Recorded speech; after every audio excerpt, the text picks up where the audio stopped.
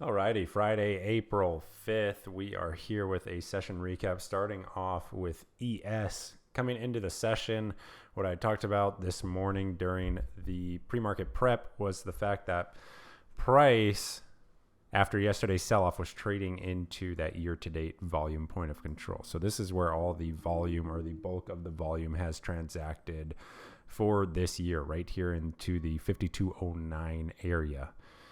5200 area, right? We also have this daily support zone right through here, 5185. And so the main watch for today was whether or not sellers could show any continuation of that downside move. And I had mentioned anytime we have, this volatility expansion type of move, anytime you have a trend day, many of you have heard me talk about this repeatedly, but it is worth saying again. Anytime you have these big expansion moves, you want to be expecting some contraction. So volatility expands and contracts. You have a big trend day move. You don't really want to be looking for continued downside. You want to see what the risk appetite of sellers is going to be to break that low. But if the low is holding, then we don't want to be shorting, especially if price is trading versus a key area of support. So the retracement play, once we have some confirmation that the prior day low is going to hold, the retracement play is pretty much a go. And the way we go about doing that is you just want to take your Fibonacci retracement tool from the endpoints of the trend day. In this case, it would be the prior day high and the prior day low. And usually we're looking for a move into that 50 or 61% retracement. This is a common theme throughout pretty much all trend days. You don't have to take my word for it. You can go back and actually verify this through your own analysis, through your own research, and see that this is how it plays out a good portion of the time. So coming into the sesh, we have that overnight action holding the prior day low, right? Buyers already eager to buy that zone. Yesterday's low, you could see that in the overnight session, the low was retested right through there. And then what really solidified it, at least for me, was following the NFP print. Let's actually take a look at some shorter time frames here. So this blue line is prior day low. Following the NFP print, price actually did trade down into that prior day low, and buyers quickly absorbed that move. So that just offers us more confirmation that that prior day low is going to be holding as support. From there, we come into the session and we just need some reference point, right? In this case, we have the 5210 level of interest right through here, right where we're opening. Price initially bid directly off of that level and actually marks the session low with that opening candle, right? So this is the session low right here. You have the retest of VWAP and 5210 level of interest. That's a phenomenal long setup. And then it's pretty much, like I said, the retracement trade is just on from there. So every pullback is worthwhile examining for potential long setups. This is not, at least for me personally, this is not a day that you want to be shorting. Remember, we have a big picture context. We have a daily chart that is testing a key area of support. So we're going to have a daily chart that is in control. We want to be looking for intraday entries to partake in the move that is unfolding on the higher time frames. And again, that's exactly what we saw today. So as far as Monday, what I'm going to be looking at is actually the reaction here versus the 5240 area. And what we're going to see here once this chart kind of rescales is we have a ton of volume through this 5240 now holding as support during this afternoon. That also happened to be the low prior to yesterday's sell-off for the week. So definitely a significant level. 5240 going to be that main level of interest, and then the endpoints of today's range as well. Yet today's high will have some particular interest as well. We do have a prior area of support through there in that 5270, 5275 area. So 5240 main watch for Monday morning. Again, depending as always on how active that Sunday evening and Monday morning sesh is going to be before the actual bell on Monday. I'll be sharing a big picture overview with the weekly kickoff that'll be shared here in the Traders Think Tank and then also sent to the newsletter. So keep your eyes out for that. Now let's jump into NQ. Taking a look here. So I'd mentioned the NQ setup actually was more favorable simply because the structure is way more clear.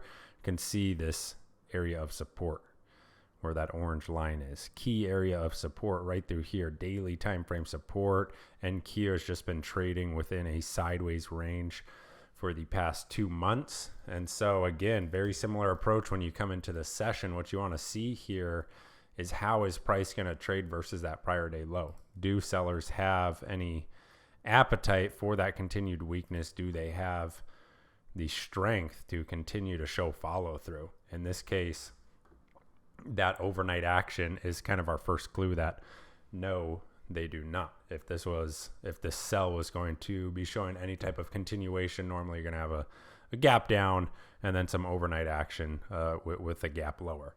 Not the case in the overnight action. That prior day low holding as support, right? And then again, look at the NFP print.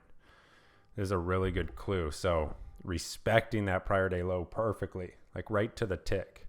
You have that prior day low holding, right? So offering some phenomenal long opportunities there during the pre-market session if you like to trade after the data. And then this was pretty interesting as well. You can take a shorter term fib from that NFP low up into the pre-market high and look at that opening range pullback directly into what I call the Fibonacci buy zone, which is the 50 to 61% retracement. So here's the NFP move, right? Price pulls back and you have a really, really strong buying presence off of that Fibonacci buy zone to make fresh session highs and then pretty much put in the trend day. Now, the other interesting thing here when we're talking about the retracement play, let's take a look at the fib retracements from yesterday's move. Look how well they end up being respected. Right, so initially price kind of falters there near that shallow fib. You have some sellers attempting, does not materialize, right? Price resolves up through that 23%. I call that the shallow fib. Then you have a move into the 38. Price pulls back and actually finds support at that 23%. So anytime we have a trend day, you want to be keeping some eyes on those fib retracement levels because they are going to be significant for that session, exactly like we see today. And you could see every new fib level that gets tested for today's session, sellers start to step in. So you test the 50, which happens to align with that 18,320 level of interest. So good confluence there as an area to be selling, but price just pulls back into the prior fib where, again, there is a level of interest. So good confluence with a 15-minute hammer and then trades higher, ultimately marking a high here at the 18,400 level of interest. Now, as far as NQ on Monday, what do we have? Well, this is just a range. It has been a range, right? So when we actually flip to like a 4-hour chart, I mean, it's perfectly clear on the daily as well, but we just have a sideways range here. So NQ continues within the range. Today's trade was ideal simply because anytime price is within that range, your best opportunities are near the edge of the range. Whereas price now, it's in the middle of the range, right? So trade location is very important. Now we can lean on this volume point of control right through here. This is the 18,280 level. So I'll be looking at that for Monday. The concern right now is that, you know, this prior action through here, this is a near-term downtrend. So we have a near-term downtrend within kind of a broader context, more of an intermediate term range, right? So as you get, you know, if you're focusing on longs, as price starts to get up into that upper range, the longs become more challenging.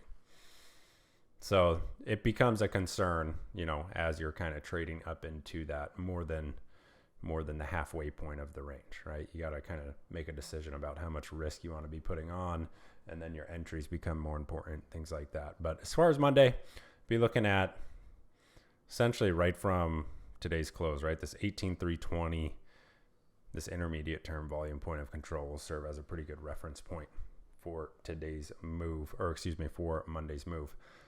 Broader context, like I said, range. So that's what we want to keep at the forefront of our mind. So that's NQ. Range trading continues. Again, phenomenal action today. Really, really good technical trading, despite all of the Fed speak and everything like that. The market continues to respect the technicals, as it always does, which is what we love to see. So the tape may accelerate, the volatility may increase, but those technicals are still going to be respected. So study market structure, and that will provide you with a map on how to navigate this. If you guys have any questions about any of that, feel free to shoot me a DM. Otherwise, I will see you Monday morning for the pre-market prep live stream. Have a great evening. Have a great weekend. Later.